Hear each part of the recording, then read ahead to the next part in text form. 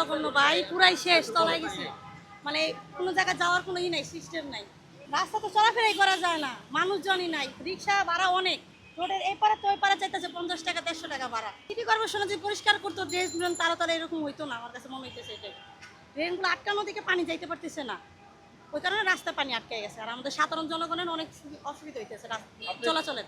আমরা চাই যে নতুন নতুন সরকার এমন কোনো ব্যবস্থা নেক যাতে আমাদের সাধারণ মানুষের যাতে জীবনযাত্রা আরো ভালোভাবে চলে। আমরা নতুন সরকারের কাছে এটাই আহ্বান করতেছি। এটা সিটি কর্পোরেশন হোক আর দেশেরই হোক, আমরা চাচ্ছি যেই হোক, আমরা যারা দায়িত্বে আছে তারা জানি এটা তাদের নিজ দায়িত্বে এটা ব্যবস্থা করে। আমরা সাধারণ জনতার এত বেশি পাওয়া নাই, আমাদের চাওয়া এটা জানি সবাই যাতে নির্ভরভাবে চলতে পারে, এটাই আমরা চাই।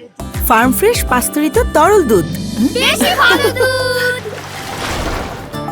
আমার অফিস এখানে বিজয়নগর পানি ট্যাঙ্কিতে। আমি সকাল থেকে দেখতেছি ব্যাংকে দৌড়াদৌড়ি করতেছি, কিন্তু ভাই যে পানি, ঢাকা শহরের ভিতরে এরকম পানি আর জীবনে আমি দেখি নাই।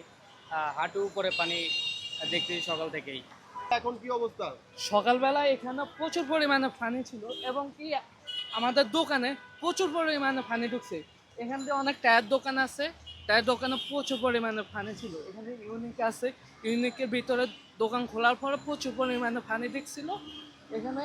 সকালের পরে একটু এখন কমছে, কিন্তু সরকারকে একটা আবেদন করা, পানি নেওয়ার জন্য কিছু যদি লোকজনের ব্যবস্থা করতো তাহলে ভালো হতো। দয়াপল্টনে এরকম এতটুকু পানি আর কি, প্রায় হাঁটুর উপর তো ছিল। আমি নটরডেম মহিষের থেকে আসছি, ওই সাইডে তো আমি মাঝখানে গিয়ে দাঁড়াই আছি, এপাশ ওপাশ কোথাও যাইতে পারতেছি না আর কি। সাগর হয়ে গেছে আর কি এরকম পরিস্থিতি।